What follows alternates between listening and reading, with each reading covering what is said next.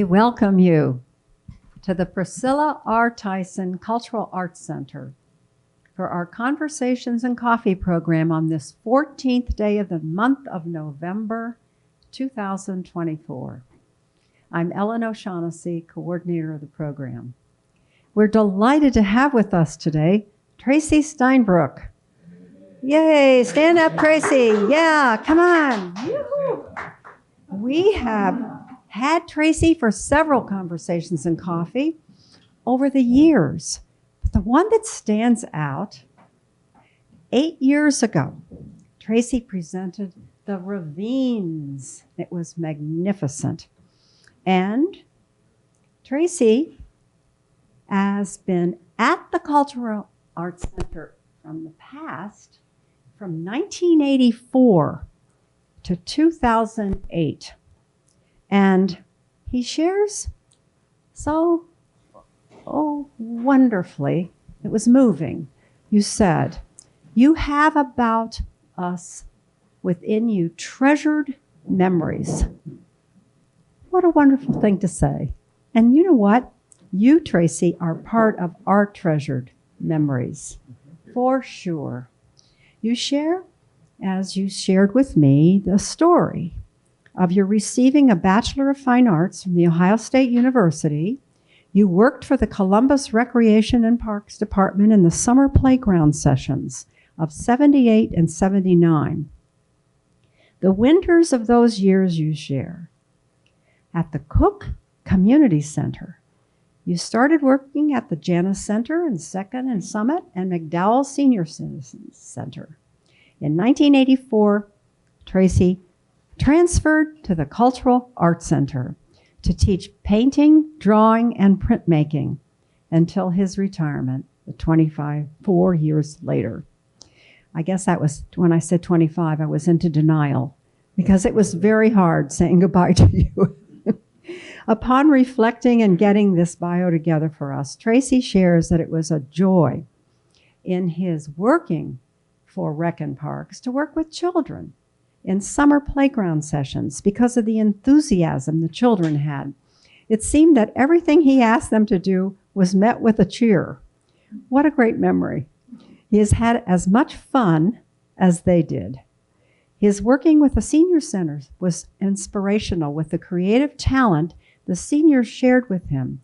It was like working with loving aunts and uncles.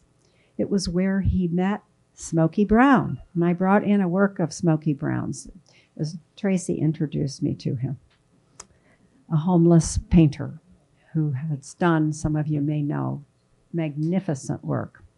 The 24 years working at the Cultural Arts Center, Tracy shares, has caused him to realize how fortunate he was to have a job working in a wonderful studio with people who shared his love of art.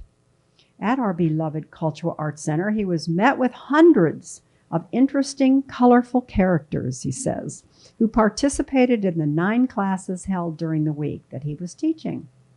Tracy, you've shared that you learned from many of them who remember you too.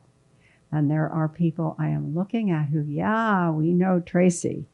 You say you are who you are today in many ways because of the people here at the Cultural Arts Center. You share that you were permitted and encouraged to be a painter, to draw, and to be a printmaker. No, we've been gifted by you. As you say, you have been gifted by us. Welcome back to you. Thank you. We so look forward to seeing and hearing about what you are doing in your ongoing life as an artist. Mm-hmm. All right. Take it over. Sorry? Let's get that in your phone. I have a van, so that's why I got a van, was for loading paintings. So this is about improvisational painting, which is mostly what I do now, that I don't have models and I don't go outside to do landscape. So I have my basement studio where I'm able to do this sort of thing, and it's just making up paintings as I go. My first experience doing this sort of thing was at Santa Monica College under a professor named Louis Lunetta. What a great name. And we had a still life class, or he was going to do a still life. And so what Louis did was threw an ashtray full of butts on the floor, 1970s, so they had cigarettes back then. And then he splashed a little bit of water on it, crumbled up some paper, threw it on there, and maybe a piece of rope, and he said, paint that. Well, I had to figure out what to do, basically to organize what I saw there. Oh, sorry. The tile on the floor with gray tile, about 1 inch squares. So I used that as a beginning point and then tried to pick up the movement of the trash that he threw and organize that into some composition. And it turned out, I thought, very well. So that is how I got doing these sort of things. These are all paintings that start from nowhere and end up, hopefully, somewhere. This is the series that I was doing before this series, a stripe series. And let's see here. So there's another one, a stripe series, and that's this one. These are all acrylic, as I said. And then what I noticed with this stuff was that it didn't have any spatial depth. It's like a field painting, it's all solid. So I wanted to create a little bit of space by using overlapping shapes, like that, like this. Each shape, main shape, shape under it, just to create a little bit of space. So that is my approach right there. This is what I'm working on recently. Any questions about any of this so far? Yeah. Well, do you start from the closest thing and back it up, or do you start in the back and come forward? I start from I paint in the first shape, and then I put things behind that. Simply by, okay, here, I forget where this started, but this is the shape on top. And then I come in and draw what appears to be shapes behind it. And then, in the meantime, I get to use color, pattern, to my heart's desire. So I never know how these are going to come out, and that's part of the fun of it. I was going to ask you that. What comes to you as a thought of inspiration to even begin it? I like to work. I mean, and you walk a lot with your doggies. And I walk with the dog. You see nature. Well, the inspiration is, this gives me something I can really focus on. Painting requires my intense focus, and I like that. That's really the reason I do it. And I like using, color, shape. It's fun. Yeah. Do you select a color palette beforehand? Do you sort of move through that? No, it changes, it grows, it evolves. So I may, in this one, yes, I did. I wanted to go basically green, and still there, still going green, but I don't think this is quite finished yet. And it's difficult sometimes to figure out when it is finished, So I don't think this one is yet. Yeah. Okay. Hopefully, I'm not asking a question that's already asked, but what are some of your inspirations, either artistically or looks like there might be some nature work in there? Artistically, I mean, I'm probably like a lot of people. Van Gogh, love the color, the expressive quality. And, you know, Picasso was still alive when I was going to school. So those sorts of things, just people painting. I like Jackson Pollock. He's doing this sort of thing, you know, with the splash paintings. So that kind of inspiration. Yeah. Where did you start? On that one in the middle or at one end or what? This is painted over. This is a painting that was completely different. It had large circles in it and, you know, complicated in a different way than this, and I didn't like it. So that's the nice thing about these paintings. I can go right back over, keep on painting until I get something that I do like. This I like because this seems to stand out, the center column there. I like it. It's beautiful. Do I? It's beautiful. Well, thank you very much. Let's see. Oh, that's this one. Well, you can see the stages that it's going through. This is a two-panel painting. And in this one, what I wanted to do was have not just one shape in the front of other shapes. I wanted to have a group of shapes on top of other groups of shapes. So that's how this came about. Here, I think it's more about color.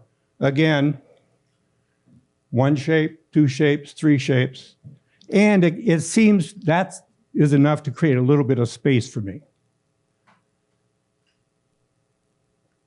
And many of these are like this one. The original painting is here, these little pieces. And I didn't like it. So put something right on top of it and always try to have some of the underlying painting show through. So that's what I'm keeping in mind as I do these. Another basic color one, and it's painted over. All of this was these things in between. That was the underlying painting. I don't remember what it was. That one has a lot of movement to it. If you go back to that one. Yeah. And it sort of reminds me of, you know, maybe the moon going around something. Is it with the marker? I'm sorry? Is it with the marker, the line? What is the material you use for the line? Oh, the Lines. line? Oh, it's all acrylic. Yeah. Well, the lines I make by dripping. Hold the canvas, drop the paint on the canvas and let it drip to draw the shape, you know. And I try to keep that, here, let's see. Here you can see, this is a drip line. And you can see some of the drips. This is a drip line. So I draw the shapes by using gravity, basically. Is that your exercise routine? It could be, yes. And this one I thought ended up looking a little bit like a Cézanne. Little sheets of things.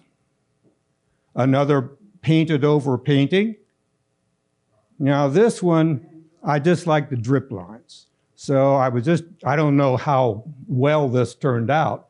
Looks a little bit like Cousin It, you know?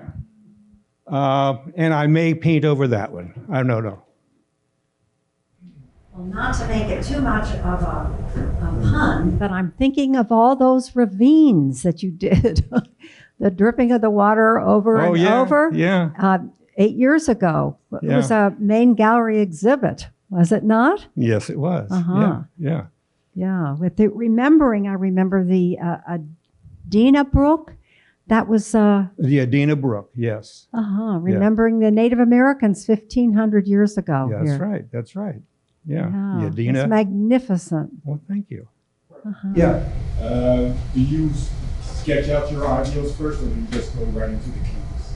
The only idea that I start with is that I know that I want to stack shapes. I try to vary the shapes from painting to painting. Here, this one, they're all centered in the middle with an outline, a border around them. So I noticed that I was doing that. So I switched to bringing, let's see, well here, that's this one. See, and so here, rather than having them all in the middle, I bring them up from outside the painting. Like this one, in from that side, in from this side, in from that side. Here I was going through a period when I wanted to use gray. You know, I do like color, but I wanted to just give it a shot, see how the grays hold up. This one I don't think is finished, but. I have a question. Yeah. Well, take this one for example. I don't think it's finished, you said. Earlier you said you love to work. And it's kind of like you have a work that is kind of mysterious, you know, that most people don't think of as work. It's art. But the question is, as you experience or inspired by life, nature, music, art, do you reach, when you're in process, what I'll call an aha moment, where you say, that's it. And then, at least for a time being, you're satisfied, you're joyful, you're peaceful. I did it. We did it. That happens over and over. The thing is, I come to these aha moments and say it's finished. And then I look at the thing 3 months later. And I said, well, I'm going back and reworking it. Which is the beauty of, you know, painting, acrylic. You can just keep on painting. I don't know what I'll do with this, but I don't think it's finished. Are these all this size? Most of them, yeah. These are, I got a couple of boxes of stretchers, 50 by 48. And this is a 2-panel. I'm not sure what size it is, but it's pretty big. Again, putting shapes on top of shapes. And this is this size right here. I think that worked out. Now this might be finished, I think.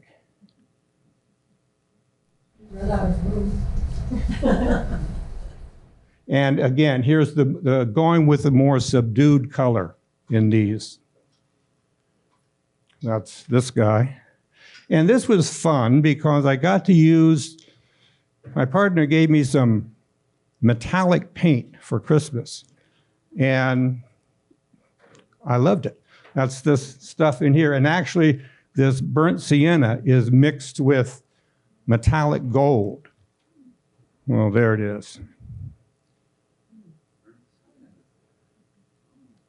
These are smaller, you know, maybe something like that. And this, again, shapes on top of shapes, always sort of decorating with the circles. What the circles are for, as I said, is to indicate what was underneath. And so you can see this whole thing was yellow at one time before I put the white on top. Yeah. I see you use a lot of blues. You like blue? I have about 10 pints of phthalo blue. And you think blues gives a certain feeling, emotional feeling? It probably does, but I don't, you know, I use it because I want to use it up. Oh, okay. If I had alizarin crimson, I would do that. So, yeah, they are. A lot of them have a blue base, like this one. See? All these, that was the original layer. That was a leftover paint that I just sort of scribbled all over and then circle those and paint on the outside so that I always have some of the underlying layer show. like about this almost square campuses? Or is it just kind of like, it appeals to you for? Yeah, I guess so. Yeah, I think so. It's not the golden ratio triangle. You either got these square ones or the ones that are multiple squares that make it longer. I think that's very interesting. Yeah, I guess you're right. I do like this shape. There we go. Yeah, that one. Can you talk about the shape? Because Well, this is another one. This is a smaller painting compared to these. And the shapes are all, what I like about the shapes is that they are made with, the drip lines. And I can't remember the painting that was underneath this, but it was, it probably had that aha moment when I thought it was finished. And then I looked at it and painted right over it. Isn't it distracting though, when let's say you're painting over that one, you covered a fourth of it, you've got 3/4 still there that you're going to cover? No, I think what happens is that I put the stuff that was underneath into a new context, So it's not like I'm looking at a different painting. I'm making it part of the current one by letting it show through. If that makes any sense. On this one here, this reminds me of outside some of the glass reeds and things like that. I want to go there and go like that and see what's behind it. Yeah, exactly. Well, what's behind it is this. Here it is. This is the stuff behind. Now, that was the painting that I painted over with these stripes. And I think these stripes might also be drip lines. Just plop them up here and let them go, Or I might have, looks like I used a ruler. I don't know, but. It reminded me of bamboo. Bamboo, that's what it is. Yeah, I see that. If you open that up, there'd be, what, a ballpark back there or something? Well, if you open that up, that would be the underlying painting, which wasn't very successful. I still have a picture of the underlying painting, though. I'm glad I do. did you see the news last night in the Notre Dame Cathedral? They discovered paintings underneath paintings. Wow. I did not see that. I don't watch the news anymore. You're in good company. Yeah. Can you, if you have it, titles of these paintings here? I usually don't title anything unless forced to, Yeah, I just don't have names for them. It's like number 1, number 2, the green one, like that. All these paintings around the city, they just Bring such life to vestibules. I haven't sold any. I have some pieces at the health department. If you ever go in there, it's right as you go in the door. And I think I have a piece at boys camp or boys club, something like that downtown. So, but no, I don't sell these. People really don't want to buy these. They want to buy landscapes and self-portrait or portraits, things like that. So, yeah. You got to get hold of some decorators because basically they would just love this one right here, put in a nice building. Well, thank you. Yeah, decorators, you got to get in contact with the decorators and designers and all that. The pieces that I'm seeing there is very, very nice. Oh, thank you. Modern setting. Yeah. I think we should gather a few of us and market you. Right? Yeah. Yeah, I'm not very good at that. Yeah, normally artists, they're not the greatest marketers. That's true. Except for, I remember Michael McEwen. I mean, he's a wonderful painter, and he can really sell himself, and it paid off for him. Yeah. Yeah. Did you change the facing of that one when you switched to the vertical lines? The one before it, was it? I think what it was like a big four-leaf clover kind of plant. You know, had big circle, and it was basically this sort of color in here. And that's all I remember so far, yeah. But both of those, the behind and in front, both look very floral and very botanical. So Yeah, yeah, I guess it's because of the green, maybe, you know? Yeah. it looks like lily pads or something in the background, and then like what Marjana said, like bamboo screen or something in front, or a jungle. Yeah, Yes, yeah. this is like, Very dense, yeah. Tracy, Yes. today I inspired by your painting for my class for some way. Thank you. Well, you're welcome. Thank you. That's nice to hear. Anything, I bought all these paintings, but this is, again, the shapes that are stacked in the middle of the painting with some sort of border around the edge. I think I did several of these before I began to want to stop stacking them in the middle. Yeah. Yeah, it's just like you can put your hand through it and go to the all the way to the back, you know. Yes. Yeah, and if you took away the green, then it was just you know you wouldn't want to take away no color on this. Does that make any sense? Yes, it does. Well, You know, it's like the green just brings it out. and for a long while, it was just the white. I didn't have the green on there, and I felt there's something that it needs. You just know when you're doing a painting and that one little line brings it out.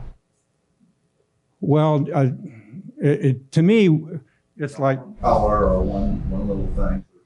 I knew that I wasn't satisfied when it was white, and I knew that I needed something, and that's when you take a guess.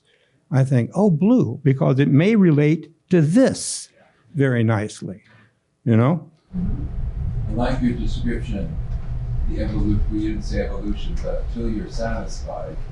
And like you said before, you reach it for a while, and Yeah. life goes on, and it's not over. Yes. There's always more, Yeah. but it's not evident in the moment, you know what I'm saying? It's a Yeah, process. some of them. Now, I think this is finished. You know, I don't think I want to do anything else to that except replace the frame.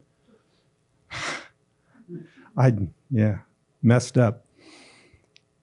But this one feels that if I did anything, I would be going downhill after that.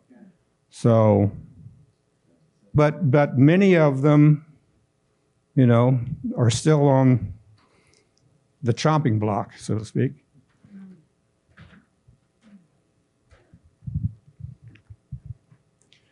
Anything else? Ever add more texture or a glaze of some sort? Not a glaze, but a varnish?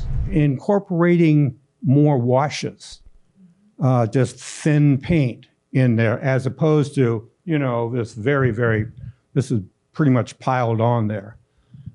So yeah, I do that, yeah. Yeah. I think that chalky feeling gives a certain feeling to it. This yeah, one? Yeah, that one I just love just because it's like you work the brush, the dryness of the brush. Yeah, this is the what I was talking about, using the more transparent or more liquid paint. Yeah, this does have a chalky feel to it, I agree. That one on the screen looks like water. I was thinking of the phases of the moon going around some sort of plant. Let's see what else is there. Very recent one.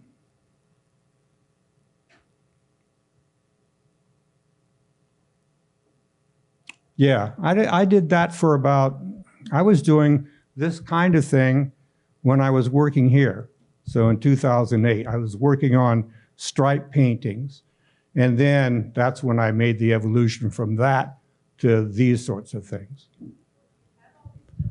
Where do you store them? I'm going to have to move out of the house. I mean, it could have a big show in museums.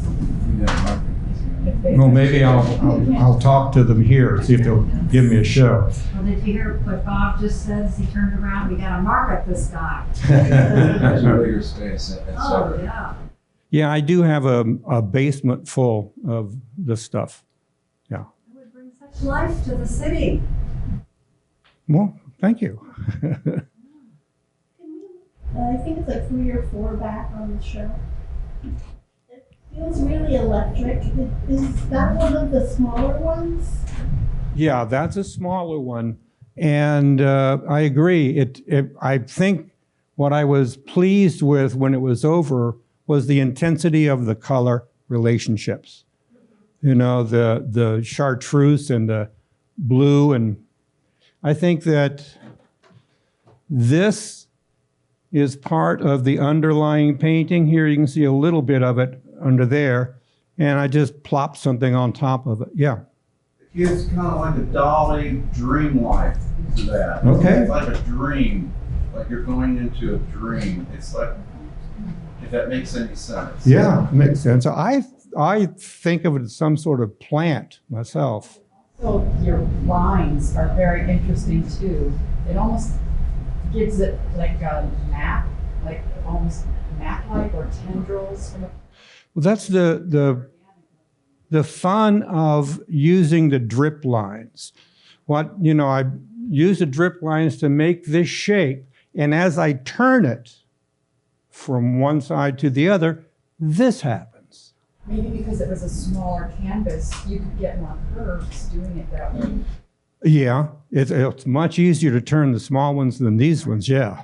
Have you and Smokey Brown been in communication over the years?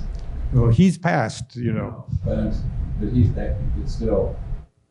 I met Smokey in 1980 when I worked at the Janus Center. And yeah, we were good friends. Did you influence each other's art, would you say, and his work and your work? His work method influenced me. I mean, he was a hard worker, sort of like Arlene Teal. Remember her? I mean, she just cranked stuff out. And so that was, Smokey was like that too. Very, very industrious. Picture of the painting Oh. that we have in our home. There's a Smokey. And across this cultural art center. I love this place. Yeah, he has it in the paintings, this building. But Tracy, you connected me with him. Yeah, we brought him in here and we had a gallery of his paintings. And he was in heaven. Yeah. I mean, then when he had the gallery show, he was in heaven. Oh, yeah. Could you pass that around? Sure. I told Ellen a story about Smokey. I had done a wood block of his head. He had a great head. One eye, in case anybody didn't know him. And I did a wood block of his head and gave it to him. And he painted on top of it his face in his interpretation of his face with a tear coming out and gave it back to me. And I thought, that's wonderful. On the wall for a while. It could have been. It could have been, yeah. Yeah. Yeah. I see the internal shapes here. Like you have a strong outline of the larger shapes, but like the other paintings of the circles are outlined, and this one it's more. This one you mean? Yeah, that one and the other circles are very defined, whereas this one you've got this kind of smudgy wipe away feeling in some of the shape making instead of having a strongly outlined thing. Do you think that changes how the colors interact with each other? It could. This one, again, it's a smaller piece, and I was painting over another piece. This one, they are well defined once I put all this stuff on here, and then I circle and then paint to the outside. And I see here, this is the copper paint, the metallic copper. How many hours are invested, for example, in a piece like that? Well, you know, it's not like I start it and then so many hours later it's finished. Or it is finished, and then I realize, oh, I'm still going to work on it. So I lose track of how many hours they can go for a year, you know, or more, and I'm still working on them. Yeah. You know, sometimes, you know, you're working on a painting and basically you get tired of it and then you just put it away. Yeah. Or then in a couple of years you bring it back and you see stuff that you should be, you know, putting into it. Exactly. I think, you know, I grow as a painter. I change. And what satisfied me, or I set aside at one point, I come back to it and it doesn't work for me anymore. So I go back into it and continue to paint. Yeah. Ever feel sorry that you lost your history by covering it up? What was that? Nice and loud. Do I ever feel sorry that I lost the history of the painting by covering it up? No. No. No. I mean, I feel grateful, really, that I have something to work on. You know, I have a painting that at one point satisfied me, and then it turns into a painting that I want to get back into. So I like that. Yeah. You had one that was a triptych, and it had like spiky, Like feet, like kaboom, kazam. Yeah, that's a more recent one. sideways lightning bolt. That would make a great mural in town. Oh, these were the, Oh, I went through this phase for a while of doing circles. And I didn't want to make them a flat disc so when I put these circles on, have ellipses on the edges and round ones in the middle so that it looks like it. This is quite a big one. Let's see. And there, that's a variation on the theme. That's what all these are. Let me ask you start with one basic color and on the whole canvas. Yeah. Usually I do. And the reason is that if I try to drip my drip lines on just gessoed canvas, it's a different quality of line. It's fuzzy and, you know, it's slower. So if I coat it like this with this color, that's my phthalo blue, then all these drip lines show up nicely. So yeah, usually I put a coat of some base color on there. Yeah. This one right there, the blue one, it looks like it's moving. With the purple around, it's like They do get a lot of movement, yeah. it's got movement to it. Yeah. Susan? Were you still using the same phthalo blue for that one and that one? How long has this can lasted you? I mean, I still have, I would say, eight pints of phthalo blue left, yeah. Where did it come from? I bought it at one point, you know, thinking I was going to do something. Well, it's still around. Is there a specific order between the lines, this circle that is rounded, and these other patterns? Like, did you move from one to one to one as a group? Does that make any sense? Oh, now you're talking about going from this? Yeah. Yeah. I don't know how many of these, the circle paintings I did, not too many, but it is still part of the stripe paintings. You see the it's still got the stripes in it with a variation on this kind of thing. And I did few of these, not very many. Yeah, this one is not as, maybe bigger than that one. This is a pretty tall one. Can you go back one, Tracy, please? Next one. And so, you know, basically just trying to contrast the background to the circle, make it show up. Is that kind of the missing link between the lines and the current? This is in between. Yeah. Christine, I was thinking of you as a jewelry maker. You must see the jewels in her. Oh, sure. Oh, Yeah. gorgeous. Disco dance ball. It does, doesn't it? Yeah, yeah. I thought of that, yeah. Can you tell us how you envision what happens into another phase of painting? Does anything ever tempt you, like going back to the ravines or going back or going forward?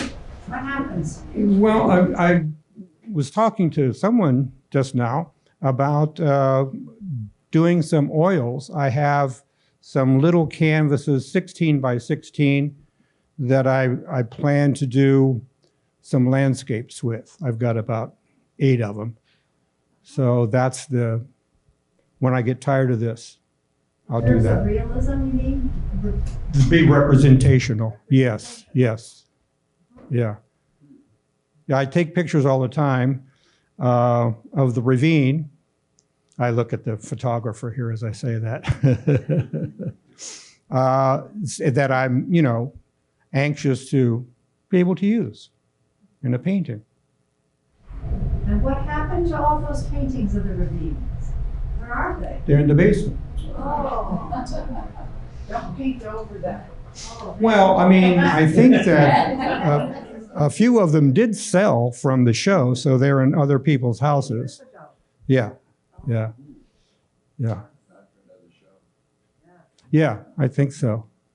I'm running out of room. People like Picasso, they'll be all in their, his basement, and then all of a sudden somebody came forward and... I don't think he had any problems like that. No, no, no. You are in that league. Oh, I don't know about that. Is there any coloring missing? Colors missing. I don't know. I think I use a pretty good range of the spectrum. Oh, boom. Oh, now this is a painting that's over another painting. Here's the original in there. And then this is when I got a burst of energy to use color. And this is a pretty big one also. It's well, it's not a square one. Oh, and here's this is this size right here. And this is one of those that, again, rather than have just one shape on top of another shape, I put a group of shapes in front of these other things. And this was, again, a different painting at one time. Here's the original somewhere in there. One of the paintings, Oh, thank you. it has a cosmic feel to it. Yeah. It's like asteroids coming towards us. I was thinking more molecular. Molecular? Okay. I was thinking somewhere in space, something like that, you know. Oh, here, this is another large one. Ended up looking like a bird, I guess. But this is one of the first ones where I began to use shapes on top of shapes moving out from this. And here, I used to use these guys a long time ago, these little fish shapes in other improvisational paintings that I did when I was here. So that's a throwback. And again, I don't remember what the painting was underneath this one. Oh, another large painting, longer than this and about maybe that wide. Now, this is rather difficult to see how one shape is on top of the other shape, but I considered this to be a shape. The green thing is a shape underneath other shapes. And they're all surrounded by, looks like eggs.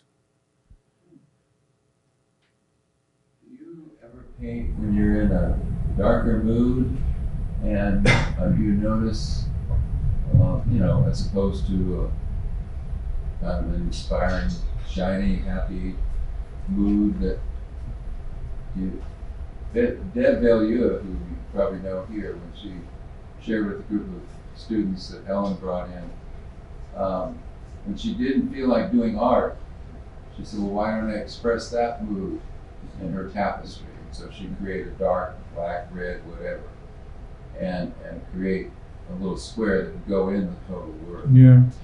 I think that just goes against my nature. You're not in the mood. The only time I've ever done anything dark was I had this wonderful cat that died. And, $2,000 at the vet, and he still died, And so I painted a dark painting about death, but that's the only one that I know of. Otherwise, it's, someone once said they're celebratory, and I think they are. That's my attitude in painting. This one, I don't know if it's finished either. And that you see here. That's it. Anything else? Magnificent. Thank you. Thank you.